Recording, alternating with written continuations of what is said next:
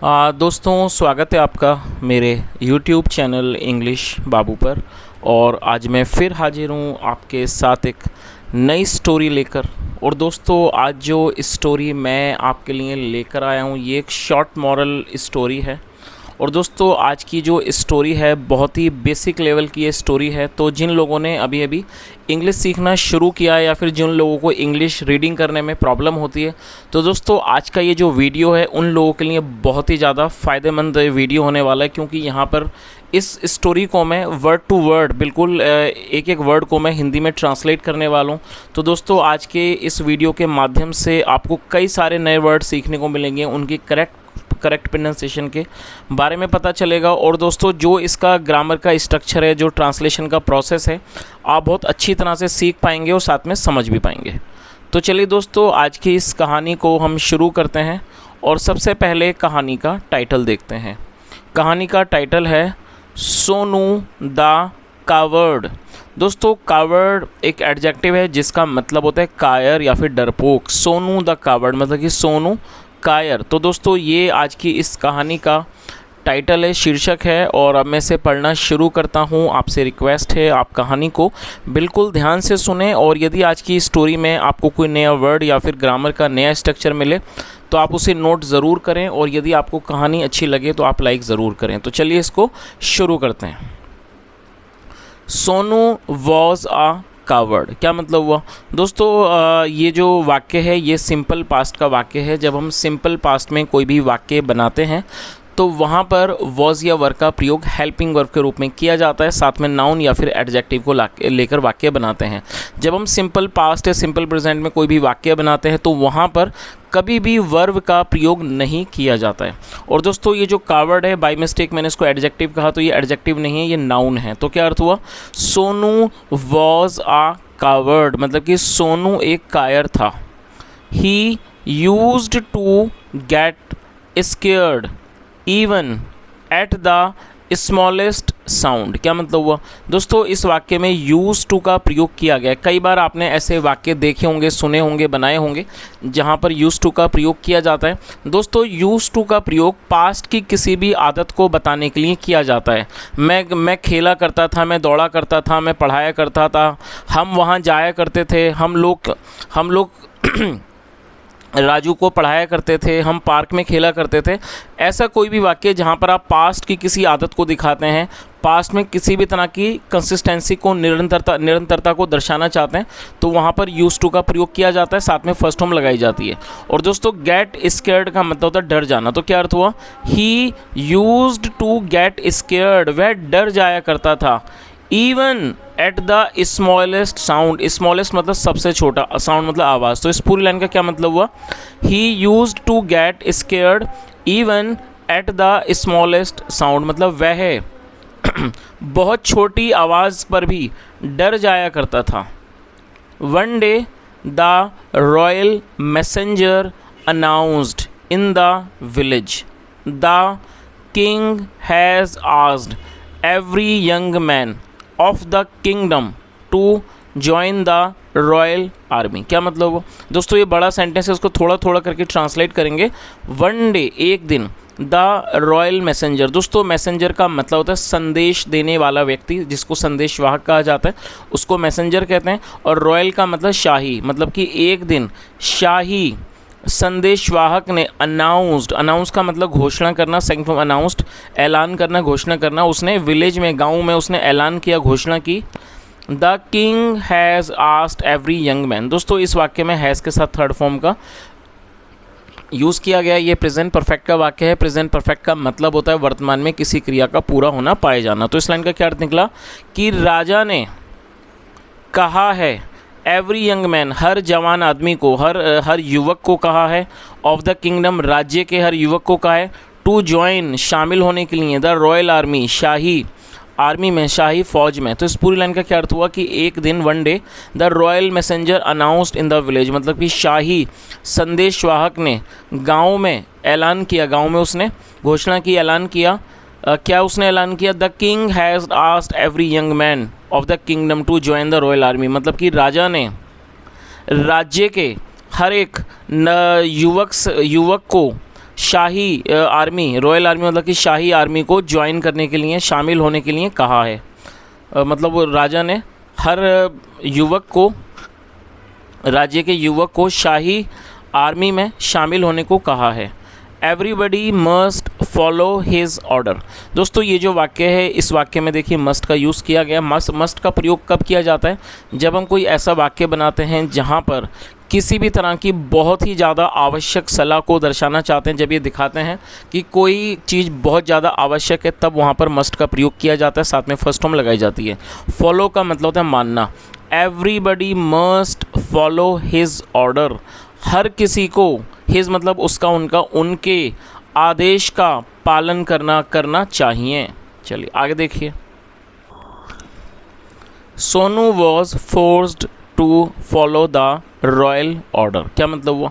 दोस्तों ये देखिए, ये जो वाक्य है, ये जो फोर्स शब्द है, ये एक वर्ब है जिसका मतलब होता है किसी पर कोई दबाव डालना, दबाव बनाना, लेकिन ये एक एडजेक्टिव भी है, तो यहाँ पर इसको एडजेक्टिव के तौर पर प्रयोग किया गया है। सोनू वॉज फोर्स्ड मतलब कि सोनू मजबूर था, टू फॉलो मानने के लिए, द रॉयल ऑर्डर शाही आदेश को। तो इस पूरी लाइन का क्या अर्थ निकला?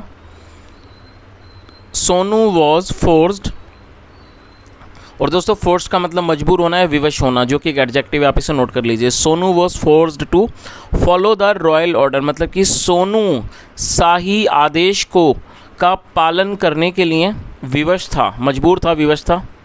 सो इसलिए ही left for the city to join the royal army. दोस्तों ये भी पास्ट इंडेफिनिट का अफर्मेटिव वाक्य है जहाँ सेकंड फॉर्म लगाई जाती है। लीव का मतलब किसी जगह को छोड़ना, किसी जगह के लिए रवाना होना, निकलना, उसे लीव कहा जाता है। सेकंड फॉर्म होती है लेफ्ट। तो क्या अर्थ हुआ है? सो इसलिए ही लेफ्ट फॉर द सिटी, इसलिए वह शहर के लिए निकल पड़ा, to join the royal army, शाही आर्मी को, आर्मी में शामिल होने के लिए वो शहर के लिए निकल पड़ा। चलिए आगे देखिए।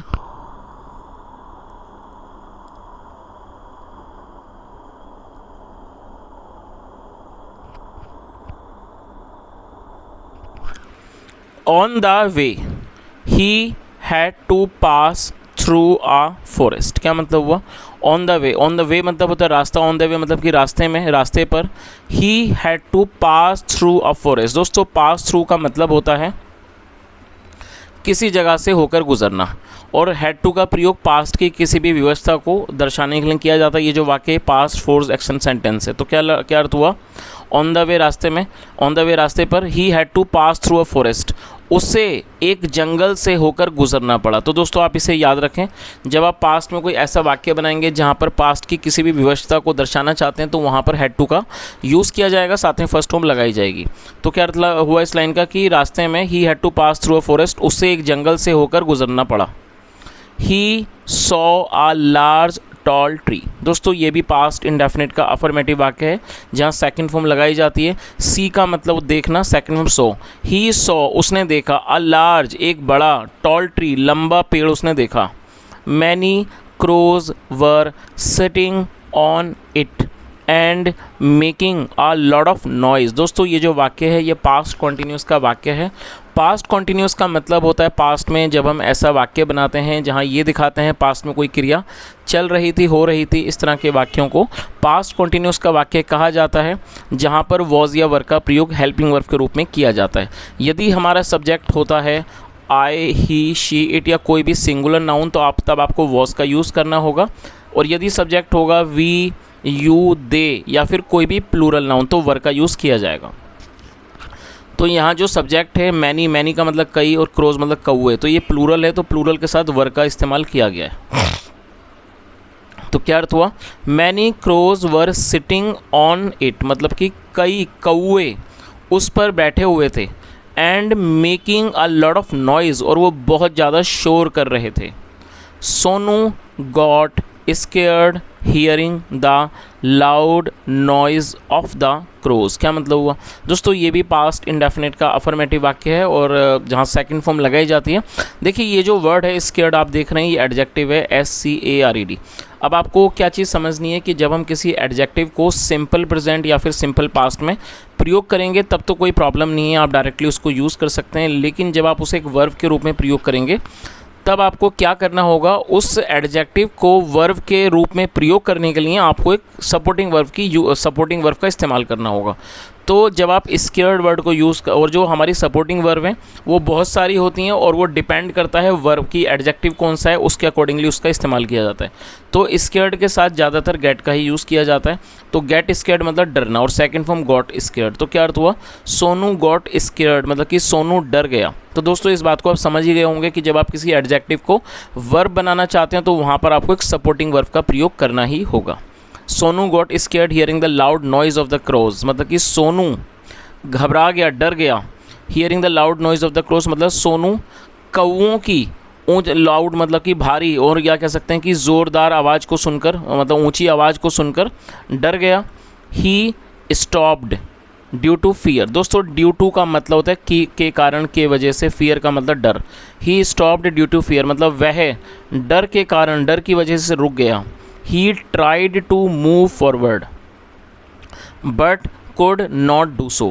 दोस्तों ये भी हमारा पास्ट इंडेफिनिट का अफर्मेटिव वाक्य है, लेकिन यहाँ पे देखिए दो वर्ब का प्रयोग करके वाक्य को बनाया गया है। तो जब आप ऐसा कोई भी वाक्य बनाना चाहते हैं जहाँ पर दो वर्ब का आपको प्रयोग करना है, तो आपको क्या ध्यान में रखना है कि पहली वर्ब के बाद आपको टू का यूज़ करना है। टू यहाँ पर एक कंजक्शन का काम करेगा, और टू के बाद जब आप अगली वर्ब लगाएंगे तो वो आपको फर्स्ट फॉर्म लगानी होगी। तो मूव का मतलब होता है बढ़ना, आगे बढ़ना, हिलना, उसे मूव कहा जाता है। फॉरवर्ड मतलब आगे। तो क्या अर्थ हुआ, he tried to move forward, उसने आगे बढ़ने की कोशिश की। But could not do so, लेकिन वो ऐसा नहीं कर पाया। दोस्तों कुड के बारे में मैं आपको बता देता हूँ। जब हम कोई ऐसा वाक्य बनाएंगे जहाँ पर पास्ट की किसी भी एबिलिटी को आप दर्शाना चाहते हैं, तो जैसे किसी भी वाक्य में जहाँ पर पास्ट में आप ऐसा वाक्य बनाएंगे जहाँ वाक्य की टेल पर सका, सकी, सके, पाया, पाई जैसे शब्द आएंगे, तो वहाँ पर कुड का प्रयोग किया जाता है। जैसे मान लीजिए आप यदि अफर्मेटिव का वाक्य बनाते हैं, मैं दौड़ सका, तो क्या आप क्या बनाएंगे, आई कुड रन, या फिर मैं दौड़ पाया, या फिर मैं दौड़ सका। एक ही इसका जो है मीनिंग है, तो आंसर भी एक होगा, आई कुड रन। तो आप इस चीज़ को नोट कर लीजिए, जब आप कोई भी ऐसा वाक्य बनाएंगे जहाँ पर वाक्य की टेल पर सका, सकी, सके, पाया, पाई, पाए होगा, तब आपको कुड का यूज़ करना है, साथ में फर्स्ट फॉर्म लगानी है। यदि ऐसा कोई वाक्य नेगेटिव में आएगा तो कुड के साथ आपको नॉट भी लगाना होगा, जैसा यहाँ पर बताया गया। चलिए तो दोस्तों यहाँ पर मैं आपको एक छोटी सी एक्सरसाइज दूंगा। मैं आपको कुड के बारे में बता चुका हूँ। मैं आपको दो वाक्य दूंगा, एक अफर्मेटिव एक नेगेटिव। आप उन दोनों को ही ट्रांसलेट करें और कमेंट में ज़रूर बताएं। चलिए आप उसे नोट करें। पहला वाक्य आप नोट करें जो कि अफर्मेटिव का है, मैं उसकी मदद कर सका। आई रिपीट द सेंटेंस, मैं उसकी मदद कर सका। ये अफर्मेटिव है। अब आप नेगेटिव वाक्य को भी नोट कर लीजिए। राजू डॉक्टर नहीं बन पाया। राजू डॉक्टर नहीं बन पाया, इस बात को आप ऐसे भी कह सकते हैं, राजू डॉक्टर नहीं बन सका या फिर राजू डॉक्टर नहीं बन पाया, ये एक ही बात है। तो दोस्तों मैंने आपको दो वाक्य दिए हैं, एक अफर्मेटिव एक नेगेटिव। आप इन दोनों को ट्रांसलेट ज़रूर करें और कमेंट में ज़रूर बताएं।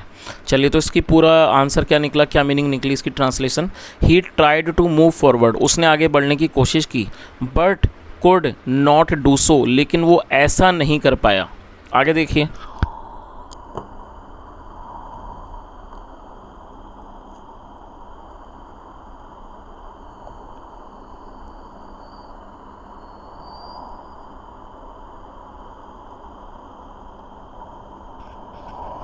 Sonu was such a coward that he thought that the crows would kill him।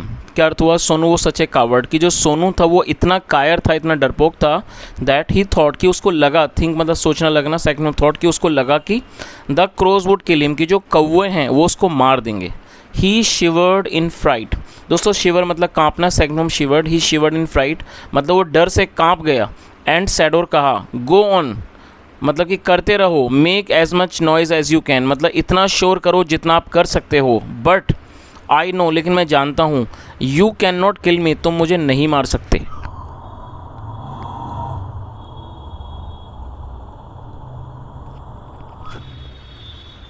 Actually असल में मतलब वास्तव में, ही वॉज अनफिट वो अनफिट था मतलब कि वो उपयुक्त नहीं था, to join the royal army मतलब क्या अर्थ हुआ कि असल में वो शाही आर्मी में शामिल होने के लिए वो उपयुक्त नहीं था, अनफिट था। One should do only the task for which he is fit. क्या अर्थ हुआ कि किसी भी व्यक्ति को सिर्फ वही काम करना चाहिए जिसके लिए वो उपयुक्त हो, जिसके लिए वो फिट हो। तो दोस्तों ये आज की एक छोटी सी कहानी थी, and I tried my level best to make you understand the story. And if you really want to appreciate my hard work, then do like this video and subscribe the channel if you have not subscribed. And if you have any type of doubt, you can ask me in the comment section. And apart from this, if you have any type of suggestions or feedback, you can just leave your feedback in the comment section. Thank you so much for listening. Have a nice day and bye.